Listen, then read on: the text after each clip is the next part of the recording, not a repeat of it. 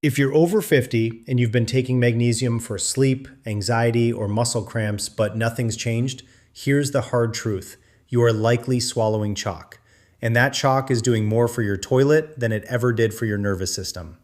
The most popular form sold in every pharmacy and supermarket, magnesium oxide, has a bioavailability of 4%. 4. That means if you pop a 400 milligram pill, your body gets about 16 milligrams. The rest becomes an expensive laxative. You've been paying for colonoscopy prep and calling it a supplement. But the dosing is an even bigger scandal. The RDA, that recommended dietary allowance you see on every label, sits around 320 to 420 milligrams for adults. The Nutrition Facts panel tells you that's the goal. It's not. That number was never designed to fix anything. It was calculated decades ago to prevent catastrophic acute deficiency in healthy people, the kind where your heart goes into arrhythmia and you seize. The RDA is the poverty line of nutrition. It's the minimum wage you need so you don't starve to death, not a salary you can actually live on. The FDA and the National Institutes of Health did not spend millions of dollars to find out how much magnesium cures anxiety. They studied how much prevents your body from literally breaking down. There's a massive gap between surviving and thriving, and that gap is where symptoms like tension, shallow sleep, and that 3 a.m. cortisol spike live. If you're already symptomatic, if your jaw is tight, if your mind races the moment your head hits the pillow, you are no longer in the prevention game. You are in the repair game, and the repair dose is always higher. You need to understand this number, 5 to 6 milligrams per kilogram of body weight. That is the clinically studied therapeutic target for reversing symptoms, not the RDA, not the number on the cheap bottle at Costco. Let's do the math for a typical 180-pound man. That's about 82 kilograms. Multiply that by 5 or 6. You're looking at 410 to 490 milligrams of elemental magnesium, not the total weight of the pill, the elemental magnesium, as a daily starting point to actually correct a deficiency. A standard 250 milligram oxide tablet gives you almost nothing usable. You are underdosing by a factor of 10. Now let's talk about the marriage of magnesium and calcium, because the supplement industry has been lying to women for 40 years. The classic bone health protocol pushed by every gynecologist goes like this. Take 1,200 milligrams of calcium to stop osteoporosis.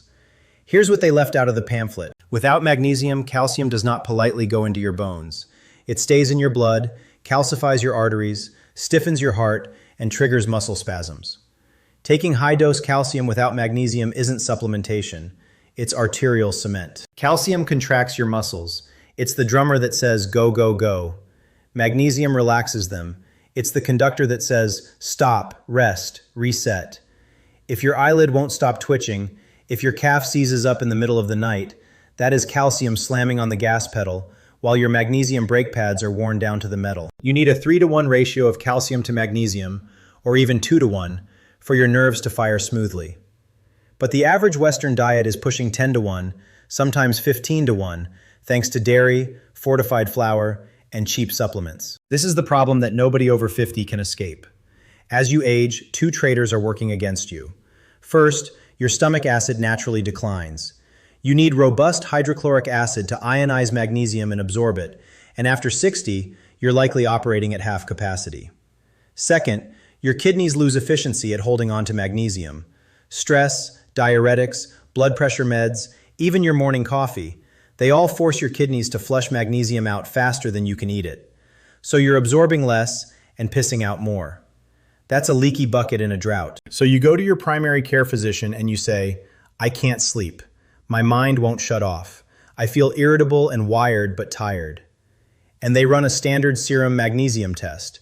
It comes back normal. You breathe a sigh of relief. That test lied to you. Only about 1% of your body's total magnesium floats in your blood. The other 99% sits inside your bones and tissues. Your body protects blood levels like a mama bear. It will pull magnesium out of your skeleton and your heart muscle to keep that blood level steady. So by the time your blood test shows low, you are already dangerously depleted. A red blood cell magnesium test, or RBC magnesium, is better. It actually looks inside your cells. But even that misses the mark if you're simply looking at reference ranges built on a sick, depleted population. The normal range for lab tests is a bell curve of everyone who walks through the door, and most of them are deficient. You don't want to be in the middle of a deficient crowd and call it healthy. You want to be in the optimal range. For RBC magnesium, that's at least 6.0 milligrams per deciliter, not just in range, optimal. Let me introduce you to the holy grail of oral magnesium forms, magnesium glycinate. This is not marketing hype, it's basic pharmacology. Elemental magnesium is a divalent cation. It's positively charged, and it struggles to pass through the gut wall alone because it gets repelled. It needs a smuggler. When you chelate or bond magnesium to the amino acid glycine, you trick the gut. Glycine has dedicated active transport channels in the intestine, little VIP lanes that say, amino acid coming through. The magnesium hitches a ride and enters your bloodstream without causing osmotic diarrhea. Glycine isn't just a passive mule. It's a neurotransmitter itself. It's an inhibitory amino acid that calms the brain. It binds to glycine receptors in the spinal cord and brainstem, which directly lowers muscle tone and quiets the motor neurons. So when you take magnesium glycinate before bed, you're getting a 2-for-1 deal. The magnesium blocks the excitatory NMDA receptors and boosts GABA, while the glycine acts like a gentle, biological tuck-in for your central nervous system. This is why magnesium oxide feels like nothing, but good glycinate feels like your muscles just let go of a breath they didn't know they were holding. There are other forms, and they have distinct jobs. Magnesium L-threonate was developed at MIT and crosses the blood-brain barrier exceptionally well. It's the cognitive form for brain fog, memory, and sharpness. Magnesium citrate is a solid middle ground, decent absorption, but a high laxative potential if you push the dose too fast. Magnesium malate energizes muscles and helps with fibromyalgia pain. Magnesium taurate specifically supports the heart and calms arrhythmias. The form dictates the destination. Oxide is just a transit nightmare that doesn't even leave the station. But here's the trap that still catches smart people, even when they buy the right form. You bought the glycinate. You feel proud. You're paying $30 a bottle, and you take 2 capsules with dinner. Then you can't sleep. You still cramp. Why? Because you're still underdosing out of fear, and you're splitting the dose incorrectly. You cannot heal a deep magnesium debt with a sprinkling of powder. You have to front-load the repair. This isn't a vitamin sprinkle. This is a cellular reconstruction project. Think of it like filling a swimming pool with a garden hose. You need to turn the water on full blast at first, then maintain it later. Let me tell you about Robert. Robert is 68, retired contractor from Ohio. Knees shot, back always tight, waking up 5 times a night to pee and stare at the ceiling. His doctor gave him a script for Ambien, which made him groggy, and a script for a statin, which his muscles hated. He heard about magnesium on a podcast and bought a giant tub of oxide powder from the grocery store. He was taking a teaspoon every morning and crapping his brains out by noon. He got 0 relief. He was furious. He said, "This stuff is snake oil. I tried it. It sucks." But Robert never tried magnesium. He tried a gastric exorcism. Robert's story turned around when he did 2 things. He switched to glycinate, and he moved his dose to the evening. Magnesium competes with calcium for absorption. If you throw it into a breakfast smoothie full of calcium-fortified milk, you're benching your best player. You absorb nothing. Take it away from high-calcium meals, and take it when your body naturally craves relaxation. Your central nervous system runs on a circadian clock. The magnesium transporters on your cells have a rhythm. They're more receptive at night when your body temperature drops and melatonin rises. The target is dinner, or an hour before bed on a relatively empty stomach. But I want to address the supplement quality elephant in the room. The industry is criminally unregulated. You can buy a bottle that says magnesium glycinate 500 milligrams and get a proprietary blend that is 90% magnesium oxide filler with just a dusting of glycinate. If the label says proprietary blend, put the bottle back on the shelf. You want to see elemental magnesium explicitly listed from a specified chelate, such as magnesium bisglycinate chelate, not a blend of magnesium stearate, oxide, and glycinate. You want the patents. You want Trax or Albion Minerals. Yes, it costs more. It's cheaper than Ambien. It's cheaper than a cardiologist. But what if I told you that the most absorbable, cheapest, and gentlest form of magnesium doesn't come in a capsule at all? It's not a pill. It's a clear, fizzy liquid you can make in your kitchen in 3 minutes for pennies a dose. There is a medieval-sounding hack that world-class functional neurologists have been quietly recommending for years. It's called magnesium bicarbonate water, and it completely bypasses the gastric acid lottery. If you are over 60, on a proton pump inhibitor, or missing a gallbladder, this might be the only form that actually works for you. Here's the problem magnesium glycinate still can't solve. It relies on you having stomach acid. Glycinate is an amino acid chelate. It survives a low-acid environment better than oxide, but the transporter that grabs it still works optimally in a mildly acidic gut. If your pH is high because you're taking Nexium or Prilosec every morning, you're folding your hand before the game even begins. Magnesium bicarbonate, on the other hand, is already fully ionized. It's not a salt that needs digestion. It's pre-dissolved medicine. It literally just diffuses through the gut water channels without asking permission. The chemistry is elegant and dead simple. Milk of magnesia is a suspension of magnesium hydroxide. It's a laxative because it's not really absorbable on its own. It stays in the gut and draws water. But when you put it into ice-cold carbonated water, something magical happens under the bubbles. The carbonic acid in the seltzer reacts with the hydroxide to form magnesium bicarbonate and water. Magnesium bicarbonate is the exact form of magnesium that exists in hard, naturally healing mineral springs. It's the stuff that gives Evian or Gerolsteiner their legendary smooth effect on the bladder and bowel. You just made it at home. Dosing is where everyone panics. They think, I've just mixed a laxative, I'm doomed. But the reaction changes the chemical identity entirely. You're not drinking hydroxide anymore. Start with 4 ounces, that's half a cup, of this concentrated magnesium bicarbonate water. It contains roughly 100 milligrams of fully dissolved elemental magnesium. It's impossible to overdose at that level unless your kidneys are severely compromised. You take your 4 ounces, mix it into a separate glass of warm water to take the chill off, and sip it slowly over 30 minutes, ideally away from food. This drink has a hidden ally, carbon dioxide and bicarbonate. The bicarbonate part of the molecule is a natural alkalinizer, but it also actively opens tight junctions in the small intestine, making the gut slightly more permeable specifically for magnesium. It's a temporary physiological opening, completely different from leaky gut. Plus, carbonated water increases gastric emptying, so the magnesium races out of the stomach before it can be diluted by food and enters the small intestine primed for maximum absorption. You're not just drinking a mineral, you're engineering your own bioavailability spike. Let me tell you about Elaine. Elaine is 72, lives in Florida, and had not slept more than 3 hours straight since her husband passed 2 years ago. She was nursing a gut that was completely destroyed by decades of IBS and a hiatal hernia. Every supplement she tried, citrate, glycinate, even magnesium oil on her skin, either gave her diarrhea, a burning rash, or simply did nothing.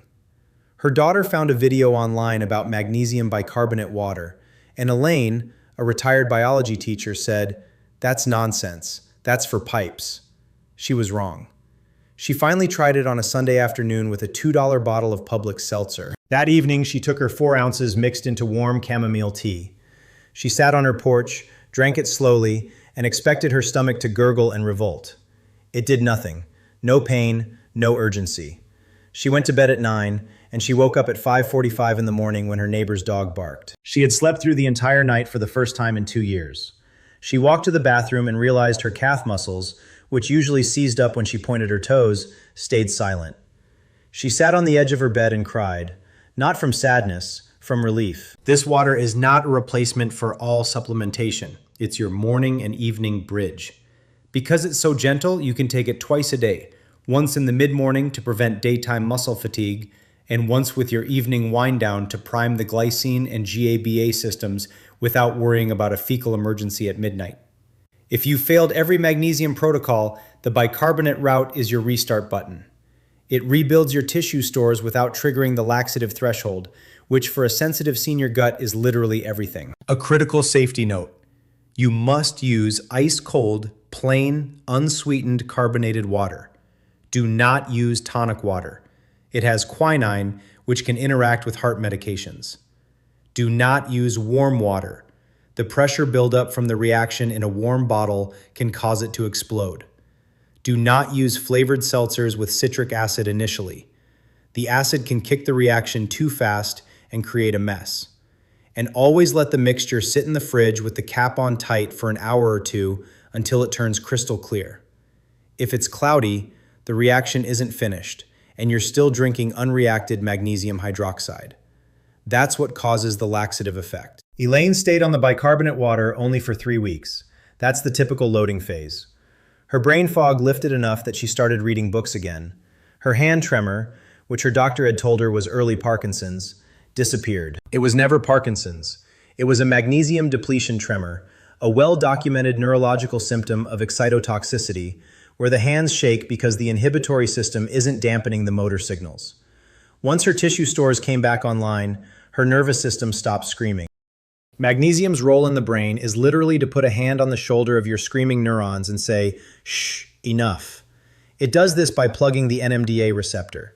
Without magnesium, glutamate, the brain's gas pedal, just keeps flooding the engine. You get stuck in a state of sympathetic overdrive, racing thoughts, noise sensitivity, that startle reflex where you jump at a closing door.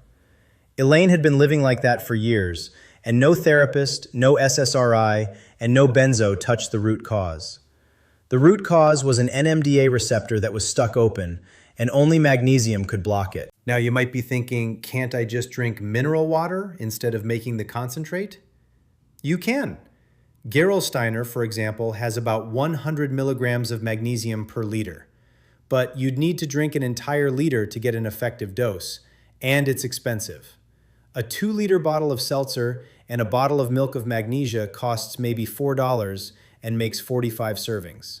This isn't just cheap, this is practically free compared to the cost of sleeping pills, restless leg medication, and late-night ambulance rides for muscle spasms that feel like heart attacks. 3 weeks into the protocol, Elaine added back a small dose of magnesium glycinate, just 120 milligrams at night, to get that glycine synergy for slow-wave sleep.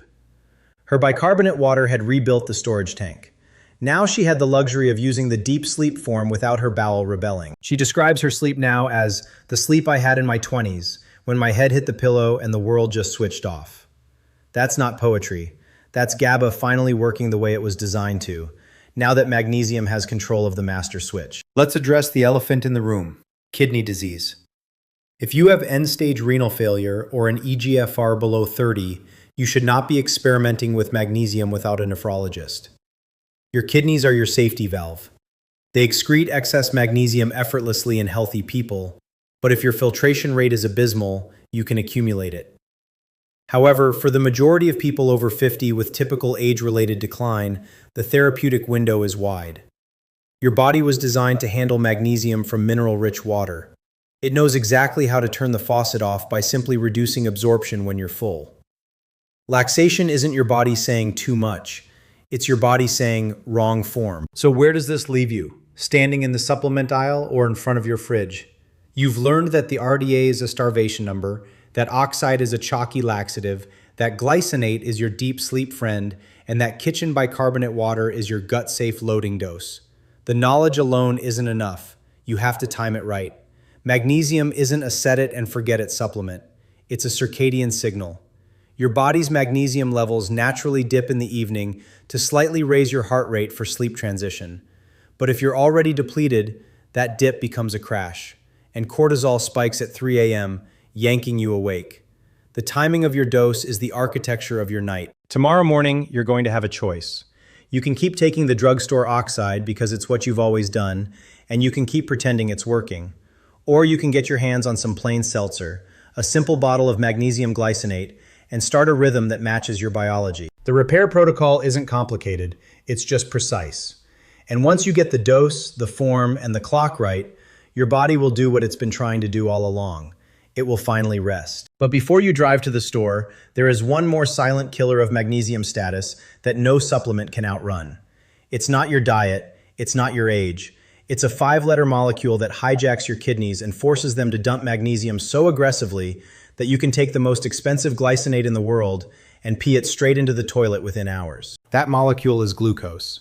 If you are pre-diabetic, type 2 diabetic, or simply riding the blood sugar roller coaster of refined carbs and late-night ice cream, you are not magnesium deficient because you lack it. You are magnesium deficient because you are hemorrhaging it. Every single time your blood sugar spikes, your kidneys go into emergency dumping mode. They try to expel the excess glucose through urine, and magnesium rides that glucose like a surfer on a sewage wave. This is why magnesium deficiency is near universal in metabolic syndrome. The American Diabetes Association has quietly published papers showing that as insulin resistance climbs, intracellular magnesium plummets. And here's the vicious cycle. Low magnesium makes insulin resistance worse, which makes blood sugar harder to control, which makes you dump more magnesium. You are spinning in a drain. If you are taking magnesium for sleep, but you are also having a bowl of cereal, a piece of toast, or a glass of wine at 9 p.m., you are lighting your money on fire. Alcohol is a diuretic that directly poisons the magnesium reabsorption channels in the kidney. A single glass of wine can increase urinary magnesium excretion by 30% within hours. Combine that with the glucose spike from a bedtime snack, and your 400 milligram mag dose is gone by midnight. That 3 a.m. wake up with a pounding heart is not anxiety. It's acute iatrogenic magnesium depletion from your nightly ritual. There is a fix for this, but it requires brutal honesty about your evening rituals. You must create a magnesium sanctuary window. 2 hours before your target bedtime, food stops. No carbohydrate, no alcohol, no caloric stimulus, just water and your magnesium dose. This gives your insulin level time to drop and your kidneys time to stop the glucose-driven purge. When you swallow your glycinate in this fasted, low insulin window, the kidney transporters are finally willing to hold on to the mineral instead of flushing it. The dose actually lands. Now let's talk about something your doctor probably never checks: thiamine, vitamin B1. There is a functional codependency between magnesium and thiamine that is so profound, giving magnesium without adequate thiamine is like trying to fill a bathtub without plugging the drain. Magnesium is the plug. It keeps thiamine inside your cells. But thiamine is also required for magnesium to enter the cell in the first place. If you are thiamine deficient, and a huge percentage of people over 50 on diuretics and a high-carb diet are, your cells have turned their backs on magnesium. It floats uselessly in your blood, and you feel nothing. I want to tell you about Frank. Frank is 67, a retired electrician from Manchester, UK. He had been on a water pill, bendroflumethiazide, for borderline blood pressure for 15 years. His calf cramps were so severe they buckle him on the stair lift.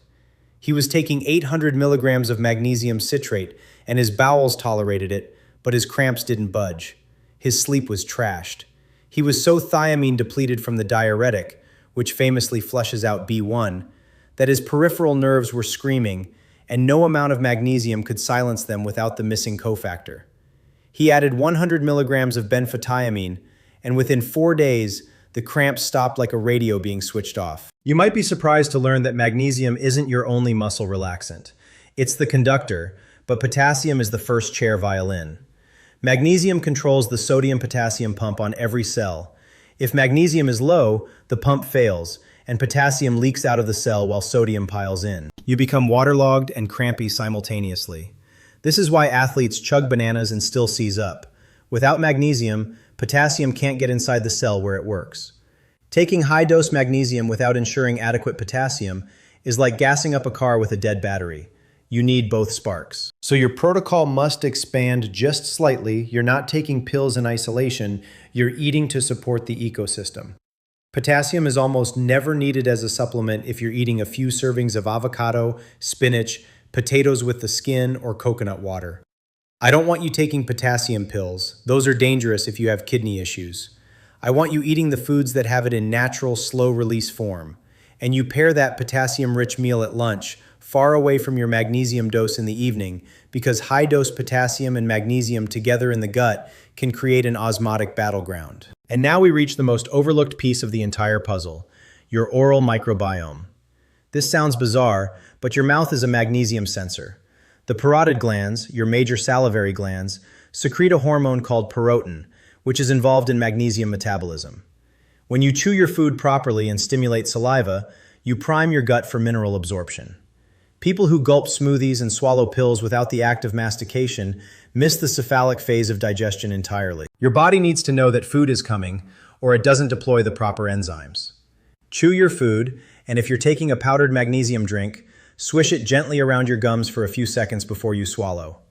It sounds crazy, but sublingual absorption through the oral mucosa bypasses the gut entirely, and magnesium ions are small enough to slip through. This is also the moment to address the magnesium oil myth that has spread through wellness circles like a rash. Literally. You've seen the claims. Spray magnesium chloride on your skin and it'll absorb into your muscles. Your skin is a barrier. It's designed exquisitely to keep things out. Magnesium is a charged ion. It does not easily pass through the lipid bilayer of the epidermis. What you're feeling when you spray magnesium oil and your muscles relax is a counter-irritant effect. The salt is triggering a nerve response, and the heat and sting distract from the deeper ache. It's not refilling your tissue stores. It's a spa treatment, not a rescue therapy. The only exception is the feet. The soles of your feet have thick skin, but the highest density of sweat pores on your entire body. A magnesium foot soak, using genuine magnesium chloride flakes, not Epsom salts, which are sulfate-based, can deliver a modest amount through the sweat ducts. It's not going to fix a severe deficiency, but a 20-minute soak in hot water with a cup of magnesium chloride before bed is neurologically powerful. The heat itself dilates blood vessels, and the magnesium that does penetrate the sole's pores calms the plantar nerves.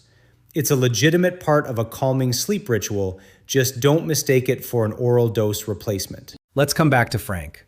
After the benfotiamine, after switching to glycinate and bicarbonate, he still had one lingering problem: reflux. He would lie down and acid would creep up his throat, waking him at 1 a.m. His doctor doubled his PPI. That made his magnesium situation worse. What he didn't know is that a malfunctioning lower esophageal sphincter is often not an acid problem. It's a smooth muscle problem. That sphincter is a magnesium-dependent muscle. When magnesium is low, it becomes lax and floppy, allowing acid to reflux. By restoring his magnesium status, he tightened that sphincter without even trying. 4 weeks into full-dose magnesium, he stopped the antacid completely. This is when it hits you. Magnesium isn't a sleeping pill. It isn't an anti-anxiety drug. It's a foundational electrical stabilizer for every excitable tissue in your body. It's the dimmer switch for your nervous system. The pharmaceutical industry has exploited our deficiency by selling us separate drugs for each symptom. Ambien for sleep, Xanax for anxiety, Nexium for reflux, Norvasc for hypertension, Miralax for constipation. And they all stem from the same root cause that a proper dose of a cheap mineral could have prevented decades earlier. You are not broken. You are under-resourced. You are now equipped to build your evening magnesium ritual. This isn't a pill you toss back with a gulp. It's a sequence. You turn off the overhead lights and switch to a low lamp. You warm a glass of filtered water. You stir in your glycinate powder, or you pour your bicarbonate concentrate into a beautiful cup. A cup you like. A cup that signals the day is done. You sit down. You don't scroll your phone because blue light destroys melatonin. You drink it slowly and you feel the bitterness, which lets your brain know help is coming. It's a Pavlovian ritual that, after a week, tells your limbic system that safety has arrived. Now, let's get to bowel tolerance. This is the line you must learn to dance with.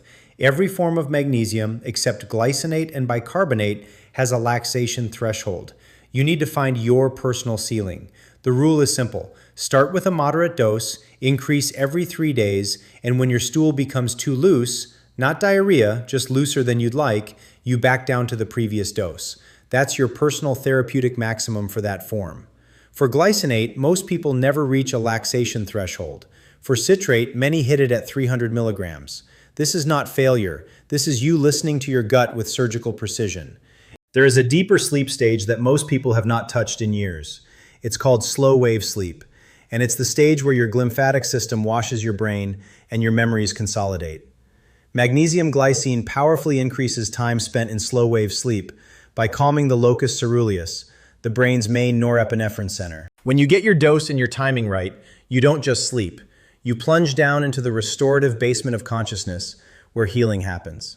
You wake up without an alarm and you remember your dreams. But if you've ever had a migraine, the kind that blinds you with aura, twists your stomach, and leaves you useless in a dark room, you already know what a brain starved of magnesium looks like. 2 hours before the pain hits, your neurons start firing in slow, devastating waves called cortical spreading depression. Magnesium is the only mineral that actively breaks this electrical tsunami. Studies show that people with chronic migraines have brain magnesium levels nearly 20% lower than those who never get them. If you've been chasing triggers and avoiding wine and cheese for years without success, you've been missing the battery, not the switch. The clinical evidence for magnesium in migraine is not alternative medicine. It's grade A. The American Academy of Neurology and the Canadian Headache Society both list oral magnesium as a level B effective preventive treatment. That means it works, it's safe, and the only reason your neurologist probably didn't mention it is because there's no pharmaceutical rep handing out free samples.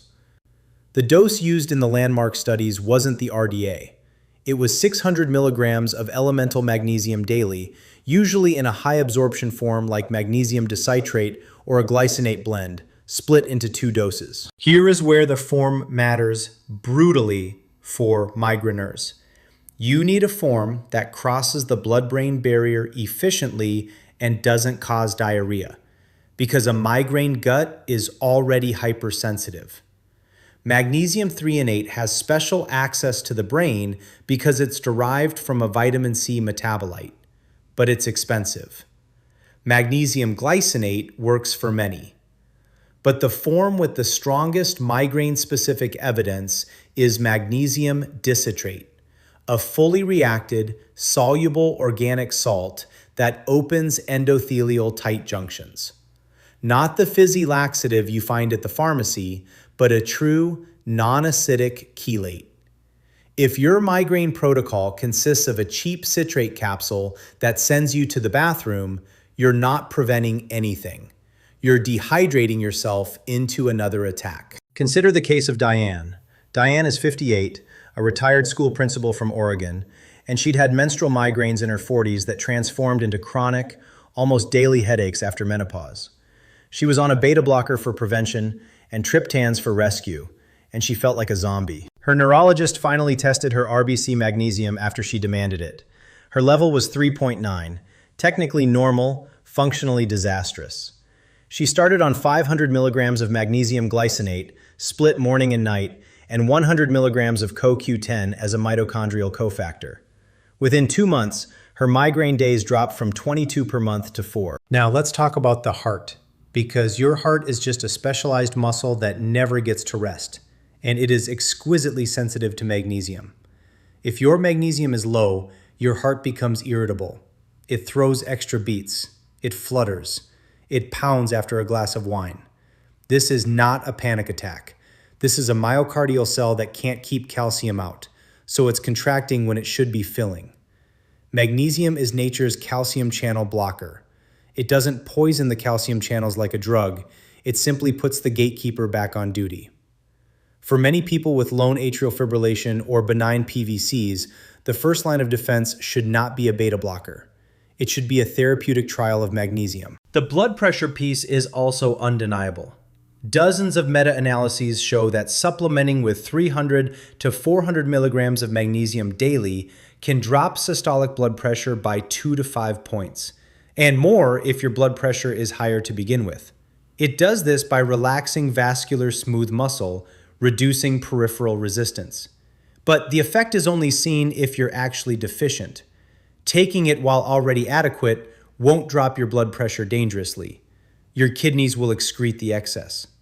The point is, if you're on a low-dose antihypertensive and your pressure is borderline, fixing your magnesium might allow you to step down your medication, under medical supervision, of course. Here's a connection almost no one over 50 knows about.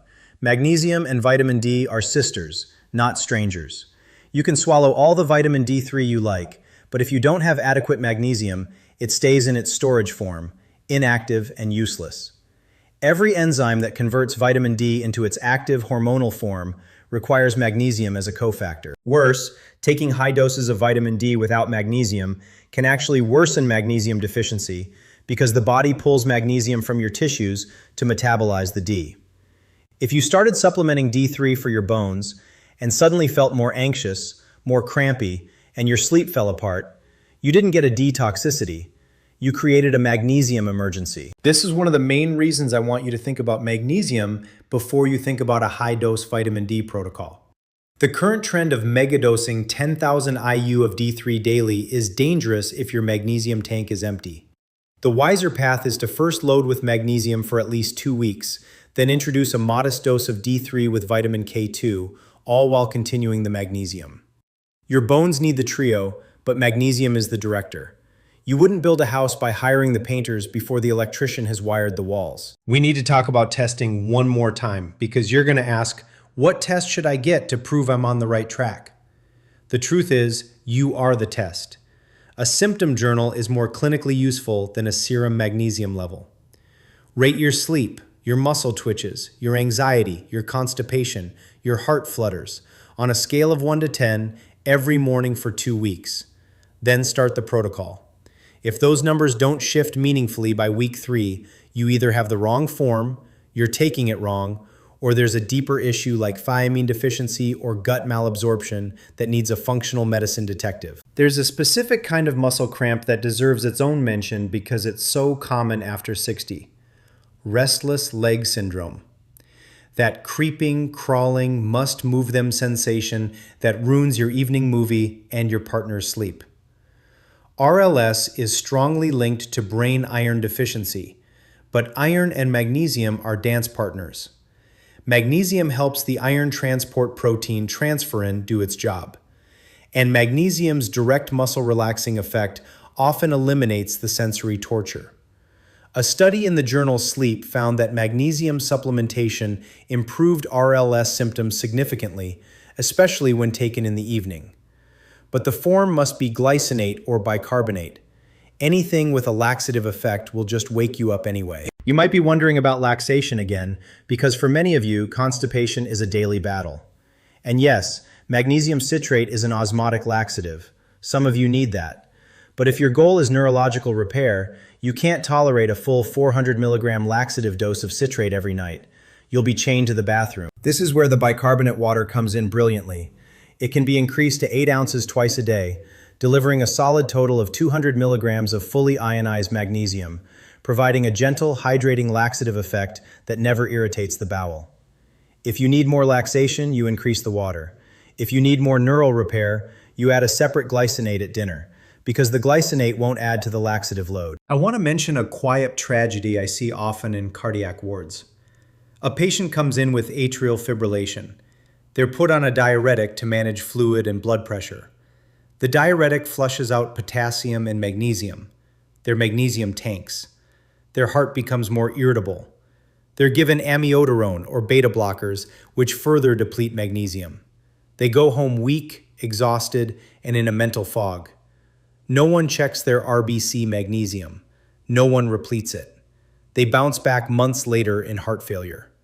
If you are on a diuretic, especially a loop diuretic like furosemide, you need magnesium as surely as you need oxygen. Talk to your cardiologist about concurrent magnesium repletion. It's not alternative.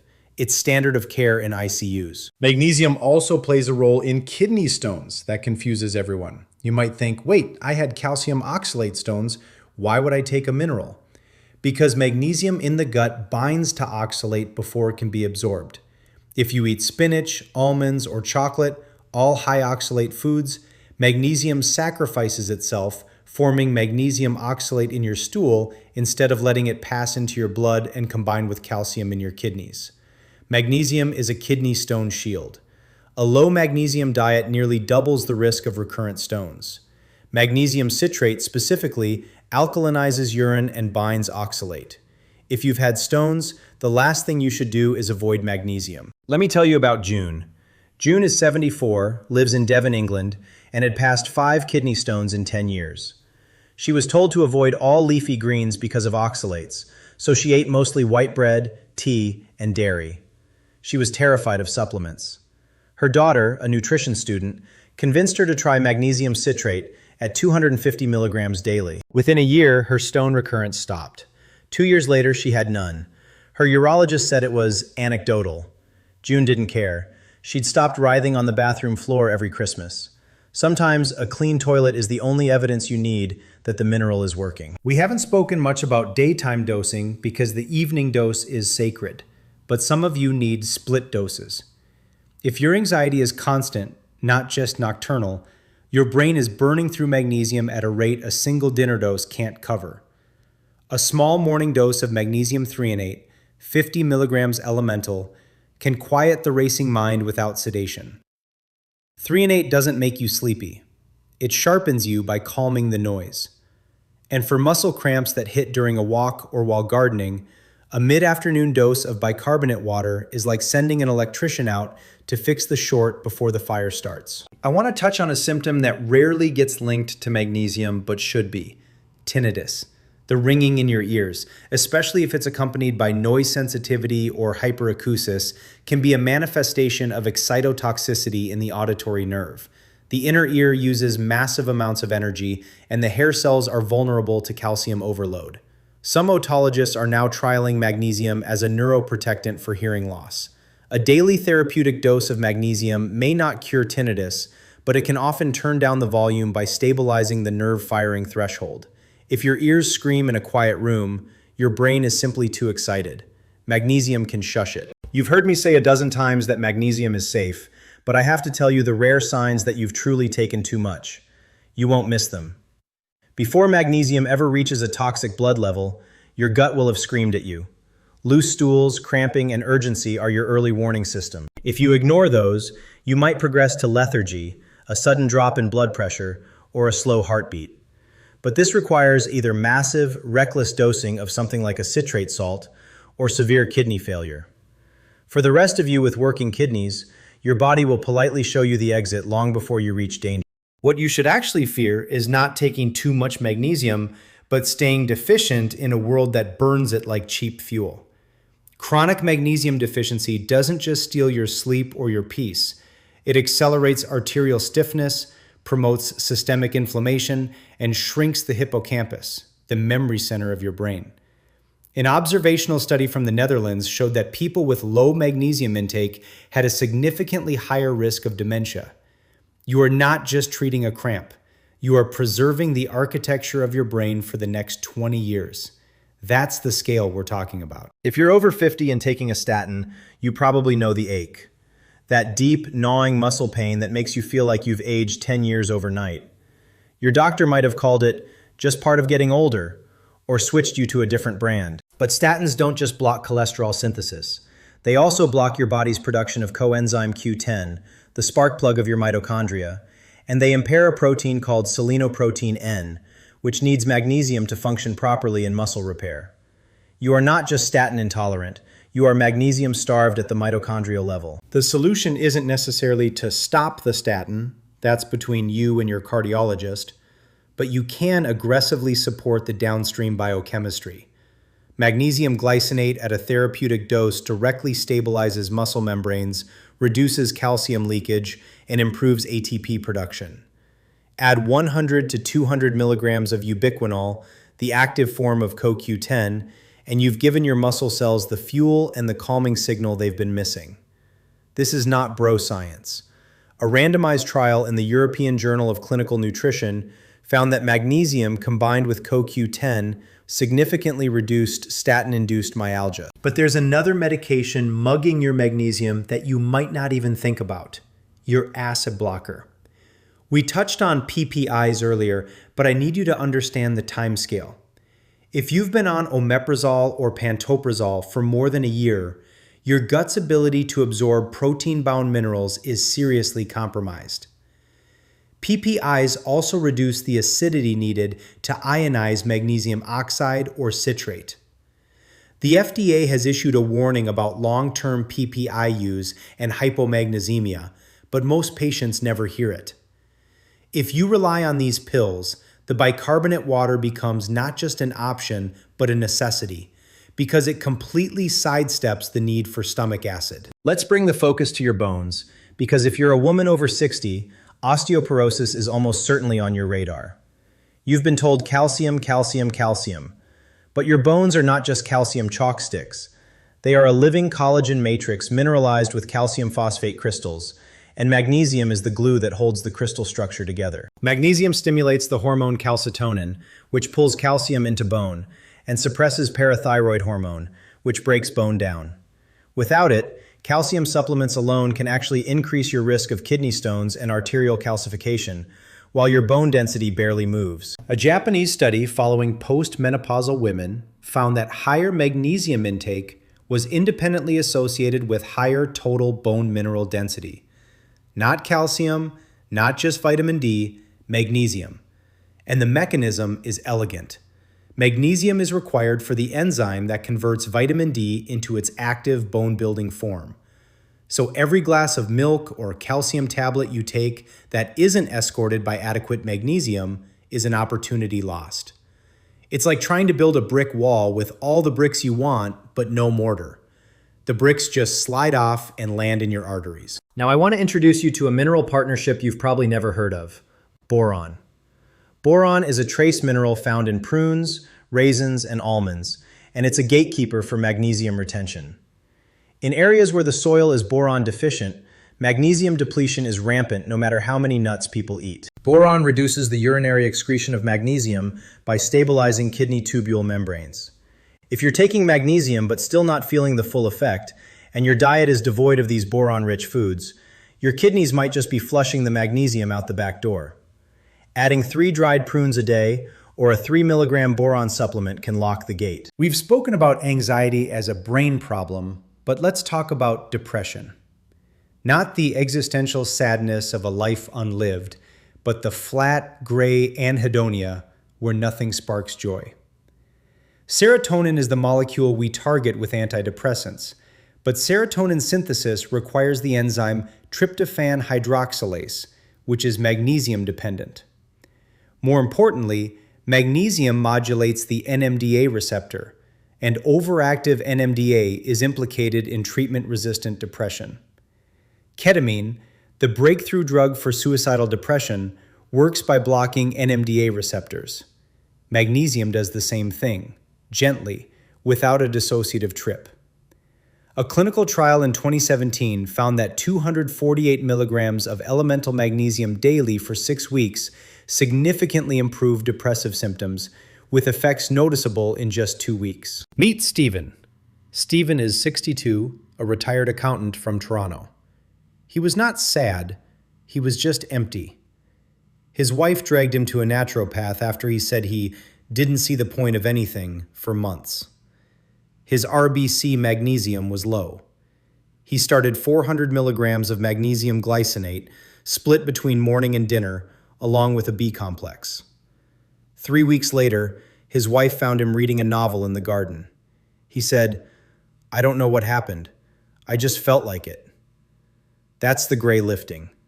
That's a neurotransmitter system that finally has the fuel to ignite. There is a concept in functional medicine called total body magnesium burden, and it's nearly impossible to measure with a standard lab. The EXA test, an intracellular magnesium test using cheek cells, is emerging as a more accurate reflection, but it's not widely available. So you must rely on a constellation of subtle signs: an eyelid that twitches, a Charlie horse that awakens you, that need to shake your foot constantly, a startle reflex that has you jumping at the toaster. These are not minor nuisances. They are your peripheral nervous system sending up smoke signals that your central inhibitory system is failing to douse. Listen before the fire becomes a diagnosis. Now let's tackle the biggest elephant that no wellness guru wants to admit. You can do everything right with your magnesium, and it still might not work if your gut is inflamed. Celiac disease, Crohn's, microscopic colitis, even just years of NSAID use destroy the villi in your small intestine where magnesium is absorbed. If you have loose stools, food sensitivities, and chronic bloating, your magnesium deficiency is a malabsorption issue first. In these cases, transdermal is tempting but insufficient, and oral bicarbonate is the gentlest oral route. But you must also heal the gut lining with L-glutamine, zinc carnosine, and a temporary elimination of gluten and dairy under guidance. The magnesium can't fix a broken pipe. It needs a functional pipe to travel through. I want to give you a quick overriding rule for magnesium supplementation that I haven't seen in any book. If your urine pH is consistently low, acidic, you're losing magnesium. A diet heavy in meat, sugar, and stress drives metabolic acidosis, and the body buffers that acid by leaching alkaline minerals from bone, including magnesium. You can test your urine pH first thing in the morning with a simple strip. If it's below 6.0, your body is screaming for minerals. Adding more plant-based potassium and bicarbonate-rich water can shift your pH toward neutrality and preserve your magnesium stores. This is the foundational environmental work that makes your expensive supplement worth swallowing. Exercise is another magnesium-burning beast. For an older adult, even moderate activity like a brisk walk or gardening is enough to sweat out magnesium and increase demand for ATP production. If you feel unusually sore for days after light exertion, you might not be out of shape. You might be out of magnesium. The mineral is lost in sweat, and if you're on a low-salt, low-seed diet, your replacement is inadequate. Adding a serving of pumpkin seeds, nature's highest magnesium food, with 150 milligrams per ounce, to your post-walk snack is a simple, whole food strategy to replenish what your muscles just spent. I must mention one more form of magnesium that is almost completely absent from conversation, but it's a godsend for those with both constipation and anxiety: magnesium oxide. Wait, I just spent the whole script telling you it's useless. And for systemic absorption, it is. But sometimes a gentle, non-systemic osmotic laxative that calms the mind through the gut-brain axis is exactly what you need. If you struggle with chronic constipation that drives your anxiety through the roof because your gut is literally inflamed, a small amount of magnesium oxide at night can be a bridge therapy while you build up your glycinate tolerance and heal your gut. It's not the villain, it's a specialized tool. Just don't mistake it for a nerve repair agent. By now you're seeing the pattern. Magnesium is not a simple pill problem. It's a whole life conversation. Your sleep environment, your meal timing, your medications, your stress, your pH, your gut lining, they all vote on whether that mineral gets used or dumped.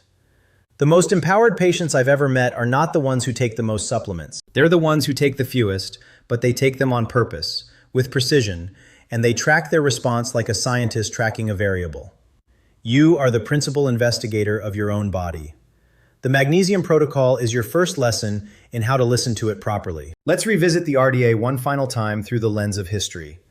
The RDA was born out of the World War II rationing era, designed to define the floor where obvious deficiency diseases, rickets, beriberi, pellagra, knocked out soldiers. It was never designed for a 72-year-old on 4 medications with chronic sleep deprivation. Applying an RDA to your life is like using a 1940s minimum wage salary to budget for a modern retirement. You'd go broke. And your body is going broke in magnesium. One twitch, one sleepless night, one hypertensive reading at a time, while the RDA smiles and says you're adequate. There is a profound peace that comes when your nervous system finally lands. It's not like a drug. It's not a wave of drowsiness. It's the absence of static. It's being able to sit quietly and feel empty in a good way. No buzzing, no vigilance, no internal motor revving. That peace is your birthright. It's a physiological baseline, and magnesium is the mineral that restores it. You're not broken. You're just running on an empty tank that the modern world has drained. It's time to fill it up, to the brim, strategically. You now have the science, you have the forms, you have the timing. What you need is a protocol so simple you can stick it on your fridge and do it half asleep. Because the best supplement strategy in the world is worthless if it's too complicated to follow on a tired Tuesday night. Here is your magnesium day, from the moment you wake up to the moment your head hits the pillow. This is not a suggestion. This is your repair blueprint.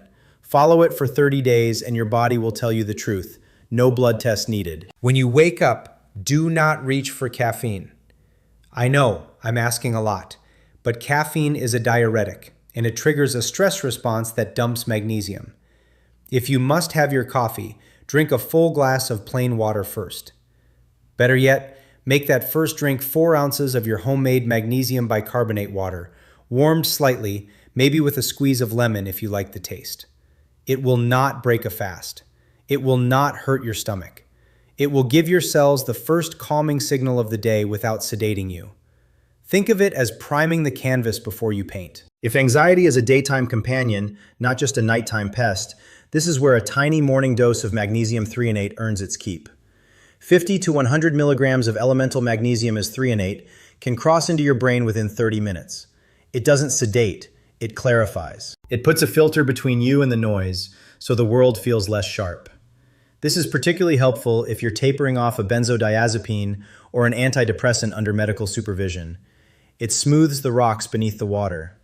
But if your budget is tight, skip the threonate and just use your bicarbonate water.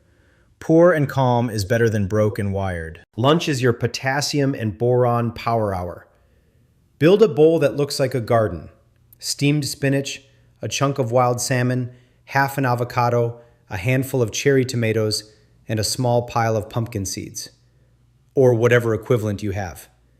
The potassium helps hold the magnesium you're taking later inside your cells. The boron, from the avocado or a side of 3 prunes, helps your kidneys hold on to the magnesium. This meal is not just fuel. It's the logistical support team for the evening dose that's coming. Without it, the night dose is a solo soldier in enemy territory. Mid-afternoon, especially around 3 p.m., is when the cortisol naturally dips and energy flags. If you feel a wave of fatigue or your muscles start to tighten, this is not a coffee hole. This is a magnesium hole. A second 4-ounce dose of bicarbonate water, sip slowly while you look out the window or step outside, can reboot your mitochondrial energy production without caffeine. Magnesium is a cofactor for ATP, the energy currency of your cells. Low energy in the afternoon is often a mitochondrial brownout, and magnesium is the electrician, not a whip. Now we arrive at the heart of the protocol, the evening dose. This is sacred. 2 hours before you intend to sleep, food stops. Only water, maybe a calming herbal tea like chamomile or lemon balm. 1 hour before bed, you take your primary magnesium dose.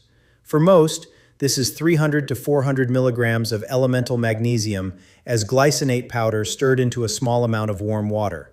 Or, if you're still in the loading phase or have a sensitive gut, 8 to 12 ounces of your bicarbonate concentrate mixed with warm water. You drink it in one place. You do not scroll your phone. You read a book, you listen to quiet music, you talk to your partner about the ordinary small things. You might be thinking, but I'm not a person who can just sit quietly. My mind races. I need distraction. That's exactly why you need the ritual. The ritual is not about relaxation in the moment. It's about training your brain over time to associate the bitterness of the magnesium, the warmth of the cup, and the stillness with the onset of sleep. It's classical conditioning. After 14 days of this, the ritual itself will start to trigger a drop in your heart rate and a softening of your muscle tone before the mineral even hits your bloodstream.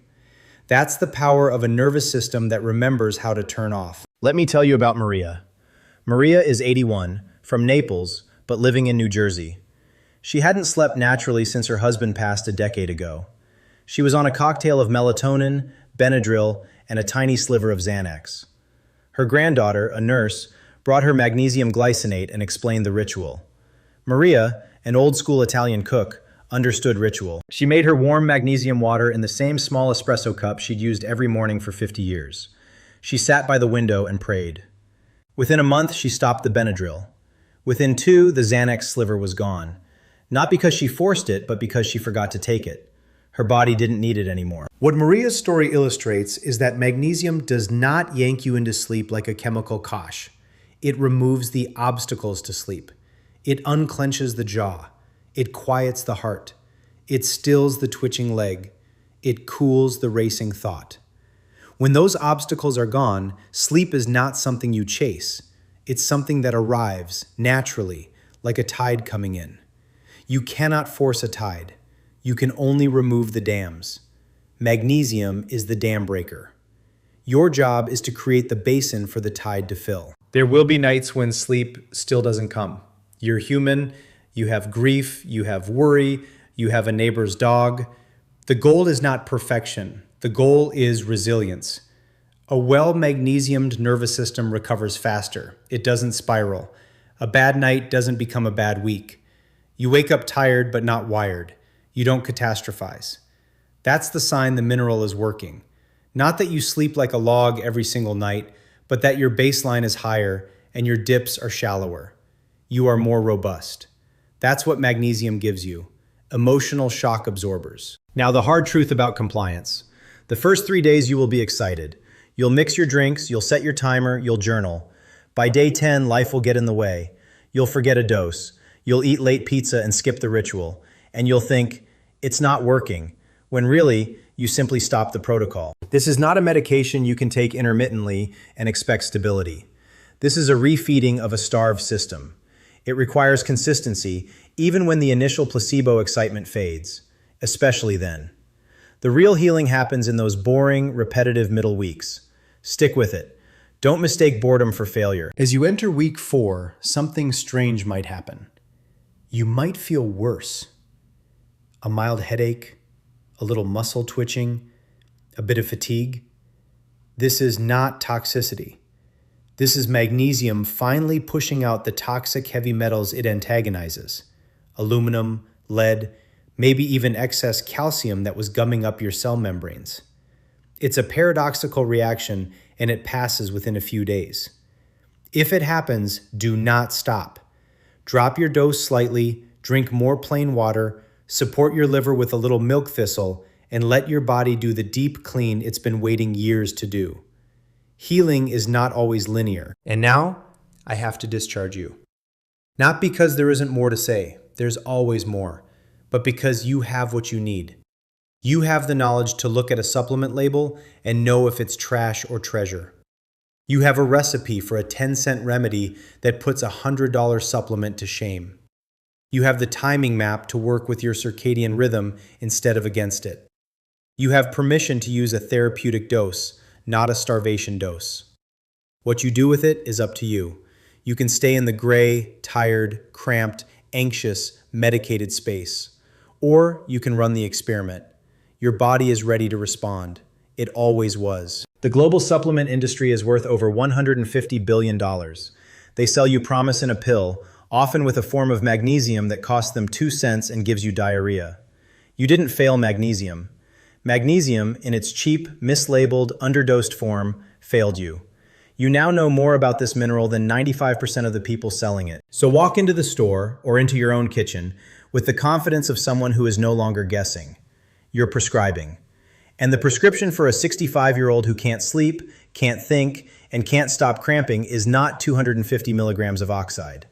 It's a precisely chosen, well-timed, body-respecting dose of one of nature's most elegant relaxants. If this video reached you, if a single twitch in your eyelids settled just by knowing what it meant, then you owe it to yourself and to the people you love to share this. Because someone in your life is exhausted right now, and they're blaming their age, their stress, their character, when they're simply running on empty. Hit the like button so others searching for answers can find this. Subscribe because we are building a community of people who refuse to be sick in the dark. And comment below. Tell me your magnesium story. The form you tried, the mistake you made, the victory you had. Your story will teach someone else more than any study could. You are not broken.